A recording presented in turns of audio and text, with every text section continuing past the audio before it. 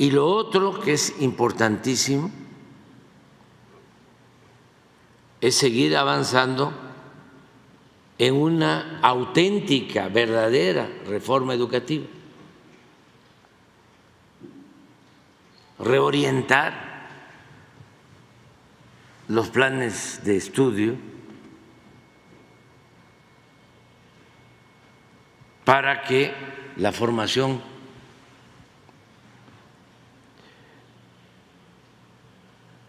en lo educativo pues sea científica, pero humanista, porque ahora es lamentable lo que sucede.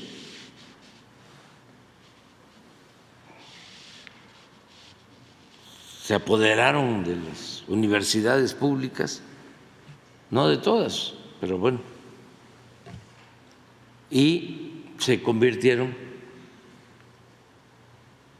en escuelas formadoras de profesionales sin dimensión social.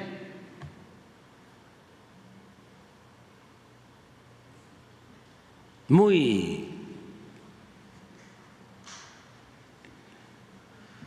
individualizados, que no voltean a ver el dolor de los demás.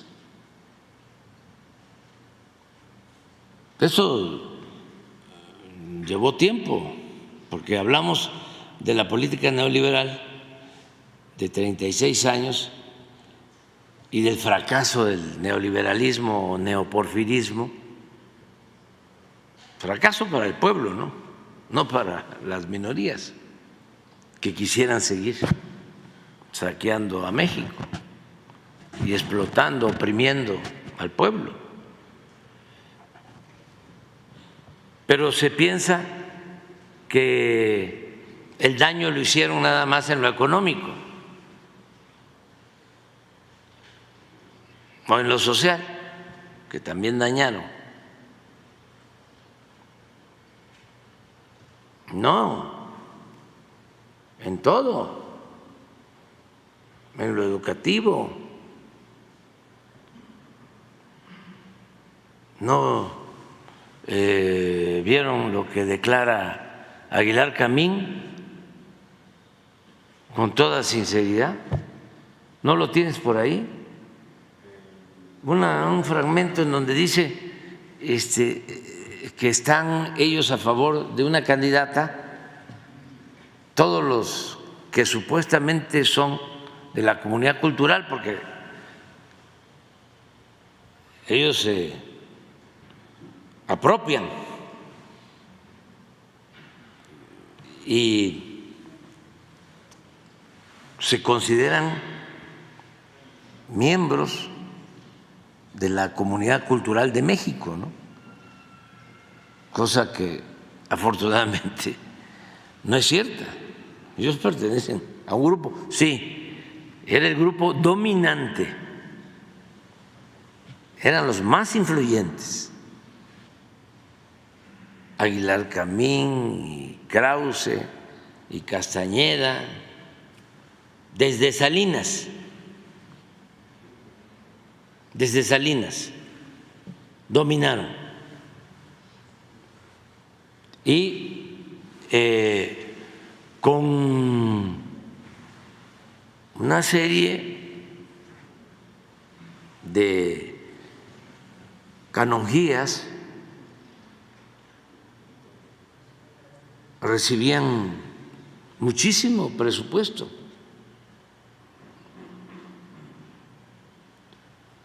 Nunca ayudando al pueblo, pero sí quedándose con parte del presupuesto que es del pueblo y viviendo ellos colmados de atenciones, de privilegios, con mucha influencia. Y ahora, con gran nostalgia de aquellos tiempos, porque primero empiezan, ¿no?, a hacerle el cuento de que está en riesgo la democracia, ¿no?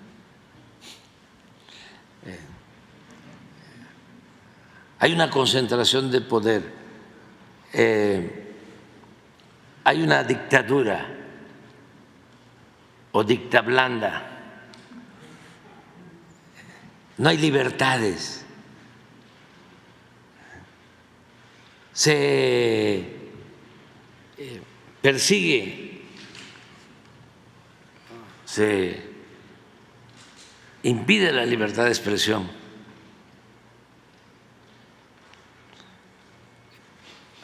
Todo lo contrario, todo lo que antes no se hacía, porque se respeta la libertad, hay democracia real,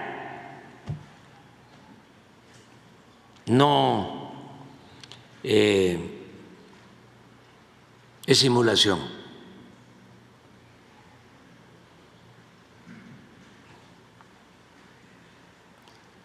La libertad de prensa. Nunca habían insultado tanto al presidente, siempre lo he dicho. Nunca los medios habían estado tan agresivos en contra del presidente como ahora. Desde los tiempos del presidente Madero, que le hicieron una campaña atroz.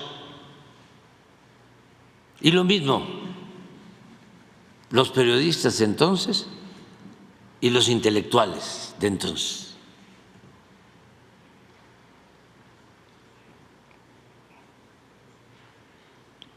Pero bueno, empiezan con eso, ¿no? Está en riesgo la democracia,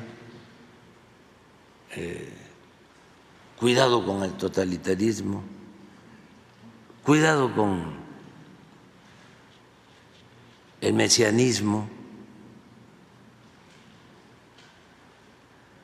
el caciquismo.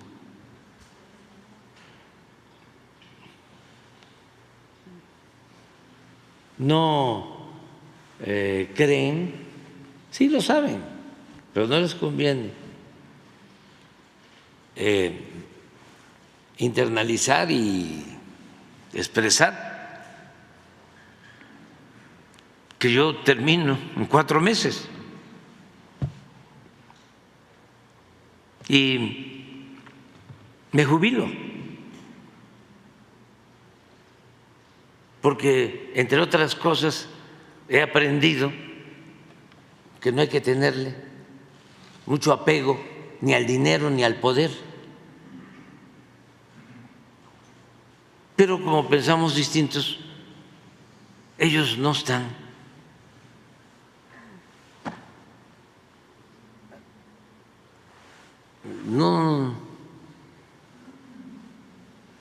no les cabe eso en la cabeza.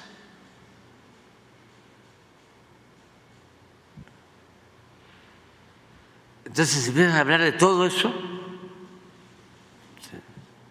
bueno, hasta de mis vínculos con la delincuencia organizada,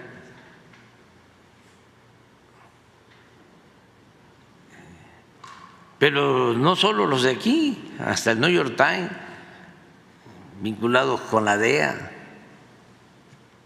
Parte de lo que tú estás planteando, de cómo hay estrategias para socavar a gobiernos que representan a los pueblos y que no están al servicio de las oligarquías, que es la esencia de todo.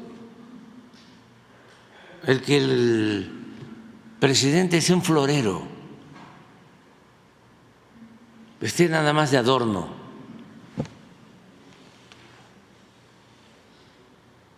un pelele, un títere.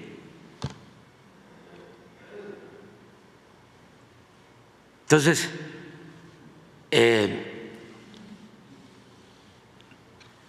todo esto echado a andar por grupos conservadores con el apoyo de los medios de manipulación que son propiedad de ellos o pertenecen o están al servicio de la oligarquía, como los intelectuales. Entonces, empiezan con todo ese discurso, ¿no? No.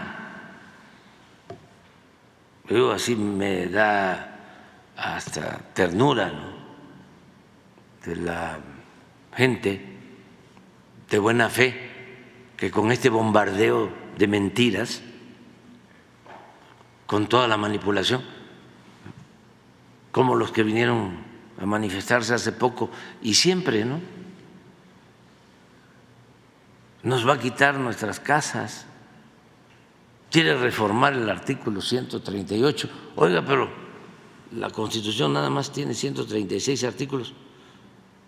No, pero ya lo dijeron.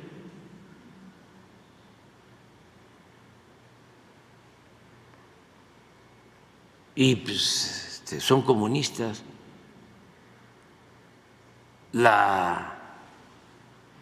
Escuché a una persona diciendo de que una candidata del movimiento nuestro, sus padres eran agentes de un gobierno extranjero, no de Estados Unidos, sino de Rusia.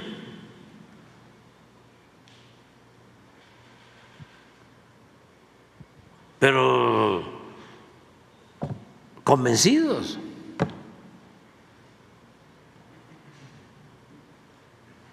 Por toda la manipulación. Cuando yo era jefe de gobierno y padecía de esas campañas, vivía yo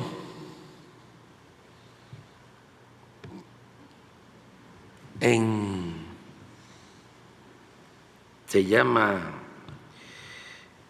Heriberto Frías, revolucionario, gran historiador, en un departamento. Y una vez llegó un amigo a visitarnos y ¿y a qué viene? No, pues es que aquí vive. No vive aquí. Él vive en la Toscana. Seguramente debe tener un helipuerto arriba, ¿no? Y de ahí sale en el helicóptero a la Toscana. Y yo durante algún tiempo pensé que la Toscana era de Italia, ¿no? Allá por Florencia, la tierra de Miguel Ángel y de Maquiavelo. Pero no, es una de las colonias más lujosas de Santa Fe. Pero ¿cómo le quitas de la cabeza eso? Me platicaba, yo creo que se los comenté, una amiga que su vecina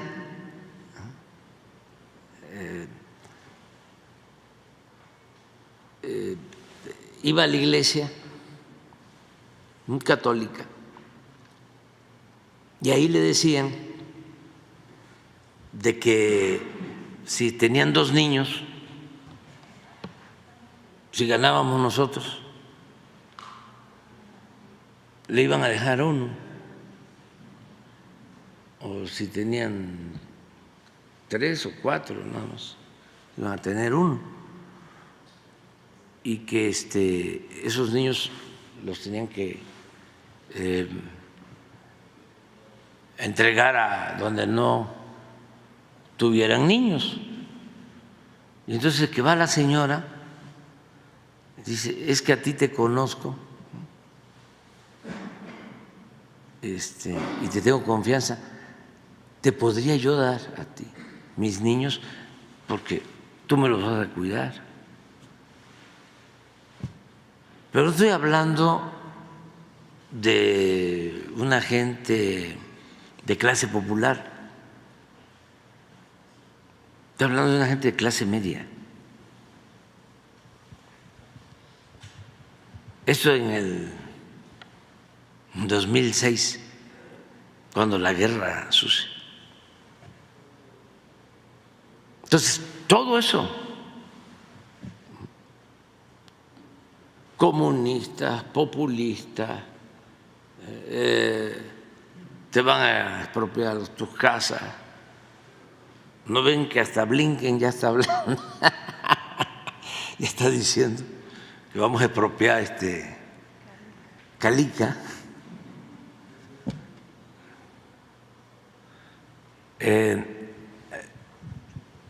Una de las cosas lamentables de los periodos de decadencia es el nivel de deshonestidad al que se llega.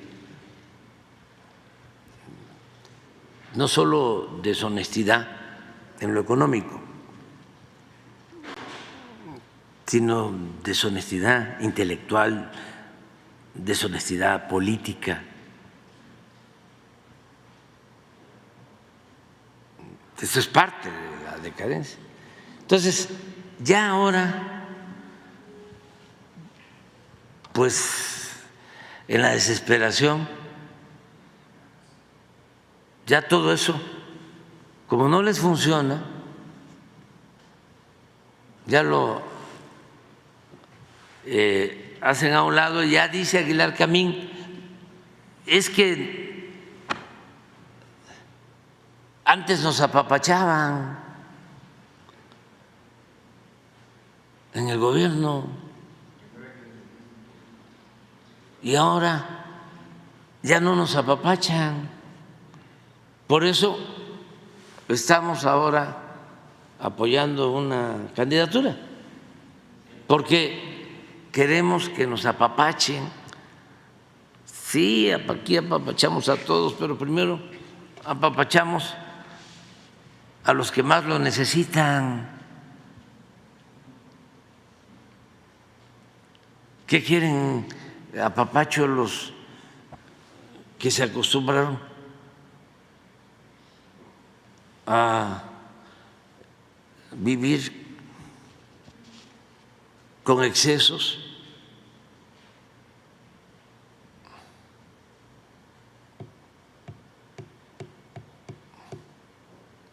Que se dan vidas de opulencia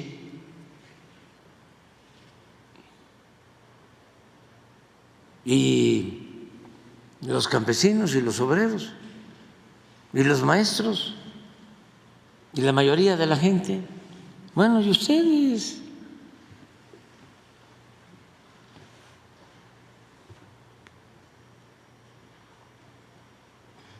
Sí les apapachamos nosotros, ¿no? Pero quiere más apapacho. ¿Qué dice? Véanlo, escúchenlo.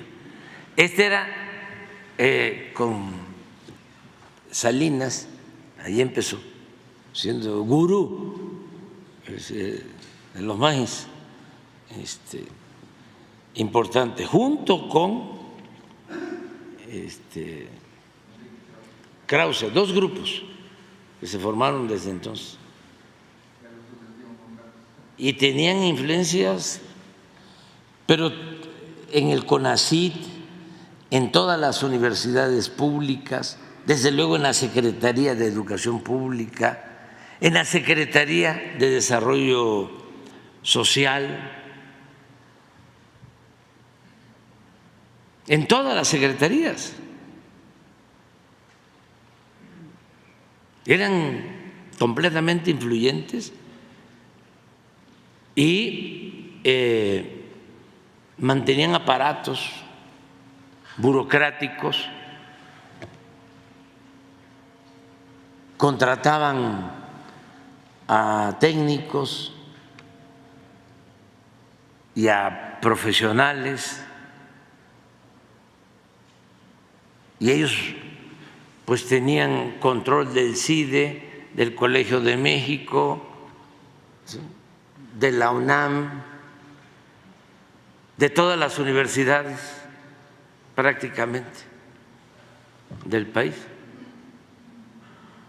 Entonces, y le costaban muchísimo al pueblo, o sea, apapacharlos costaba mucho. Los medios, todos ellos son comentaristas de radio, de televisión. Si ustedes revisan quiénes son los comentaristas en Televisa,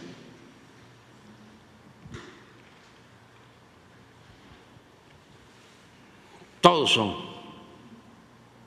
de este corte de Aguilar, todos.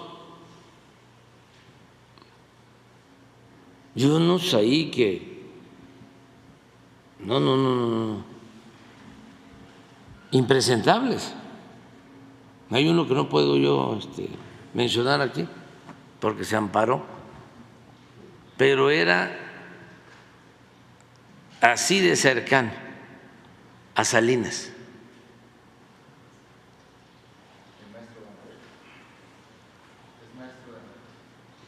Sí, de los formadores de Anabel,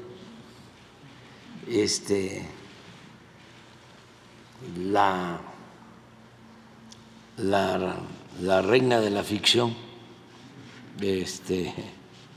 al servicio de nuestros detractores. Increíble cómo inventó la señora de que había yo estado en un hotel en Gómez Palacio con el señor Villarreal y me había entregado una maleta de dinero en el 2006 o en el 12 para la campaña, y luego que en Sinaloa igual, creo que a medianoche. ¿De dónde están las pruebas? Ni una sola prueba.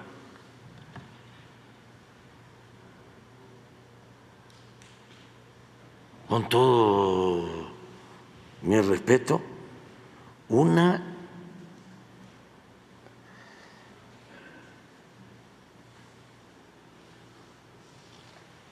mentirosa, pero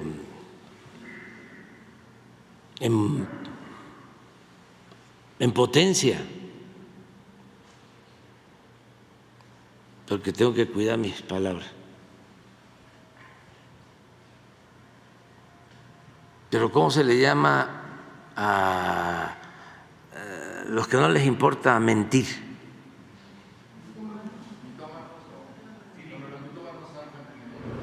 No, pero ellos se dan cuenta. No, pero sí es mitómano. Sí, el que miente, mande, dándose o no dándose cuenta. O sea, porque a mí me gustaría, imagínense, la señora, ¿cómo quedaría si presentara una prueba?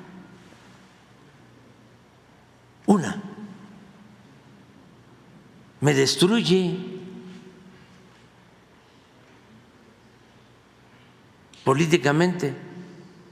Me tengo que ir por anticipado,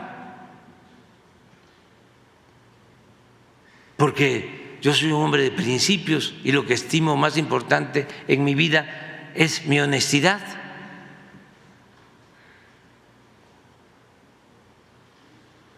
Por eso yo he sido opositor y he denunciado muy fuerte, con pruebas, y siempre cuido, y eso se los aconsejo a ustedes, porque aunque se actúe de buena fe, no en este caso, pues, que es por consigna, calumnia porque algo queda. No en este caso. A veces es un periodismo y de repente le llegan pruebas que son falsas y no se verifica. Y si son porque hay muchas mujeres, hombres que hacen periodismo profesional, pues imagínense si les comprueban que es falso. Si son gentes honestas, se sienten muy mal. Había en Cuba, antes de la revolución, varios dirigentes que luchaban por la democracia, por la justicia y por la independencia de Cuba. Y había un dirigente, Chivá, que su tema principal era la denuncia contra la corrupción que existía en Cuba como en México. Allá le llamaban la botella. En un libro de Francisco Bulnes habla de eso, ¿no?, de la corrupción en Cuba. Y era a la vez periodista y tenía un programa de radio.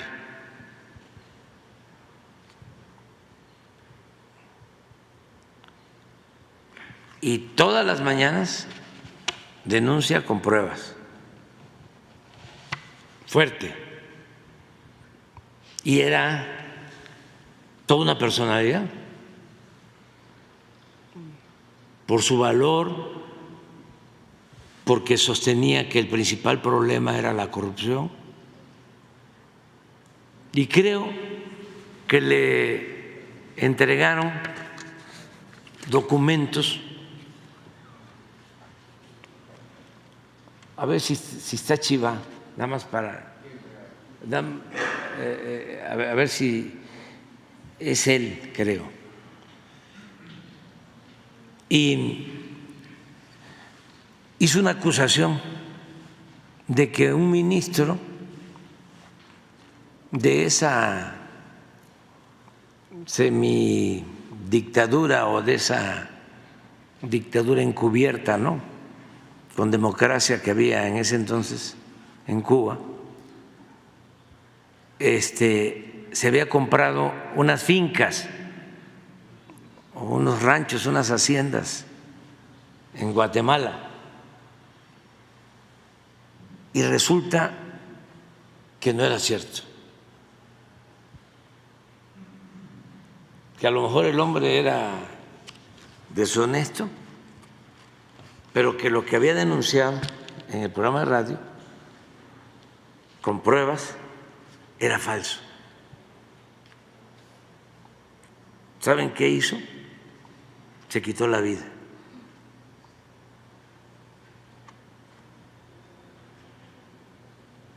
Cuando le demostraron que era falso. Ustedes tengan mucho cuidado, porque ustedes no están en la lógica de vivir para mentir. Del que ya tomó ese camino, ya ese se le resbala todo, o sea, ya se volvió cretino. Pero en el periodismo sí, sobre todo cuando se trata de un periodismo de denuncia, hay que tener cuidado con lo que les presentan de prueba. Pero acá, regresando a Aguilar, a ver si a propósito era Chiva, busquen de expresidente de Cuba o dirigente político cubano. Sí, hablaba yo del suicidio. Pero miren con qué. Sí.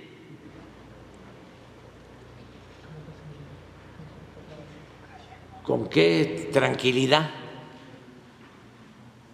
Aguilar dice que el problema es porque no se les apapacha.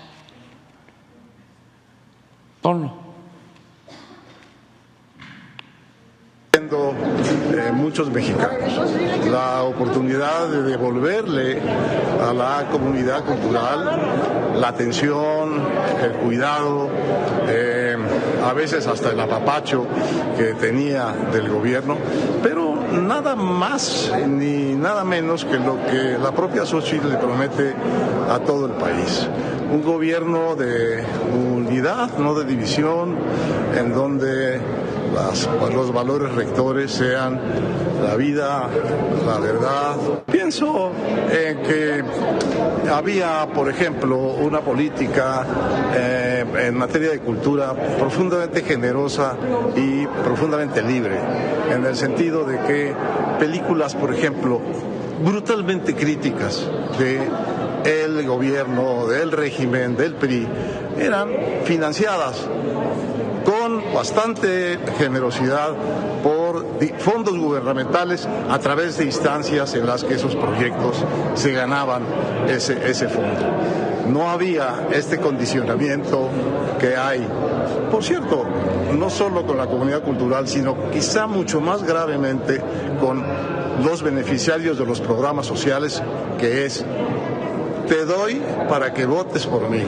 y si no votas por mí, te lo voy a quitar o te lo van a quitar. Ese impudor, ese descaro, esa extorsión no existía en el mundo de los programas sociales en México, ni existía en el mundo de la cultura en sus relaciones con el gobierno y con el Estado. Ese es el fondo del asunto. ¿Qué pasaba? Profundizando un poco, ¿no?, sobre esto. Pues sí podían financiar la ley de Herodes, que no sé si la financió el gobierno, o cualquier película crítica, o desenlatar Rojo Amanecer. Sí. Pero ¿cuándo la revista de Aguilar hizo un cuestionamiento a Salinas o a Zedillo? Pero además, ¿cómo comparar? ¿Sí? El que nos permitieron ver Rojo Amanecer, cuando apabullaba a Televisa.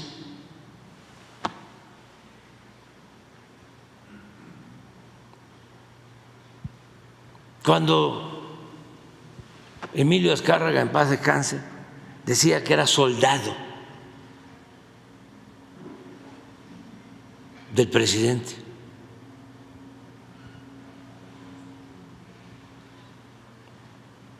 Pero ahora ni siquiera eso. Presidente, ya no hay ningún equilibrio, nada. Nada. Si no fuese por las benditas redes sociales, por muchos de ustedes y millones de mexicanos, ya nos hubiese destruido políticamente. Pero es nada más para contestar, claro, podían traer a Vargas Llosa y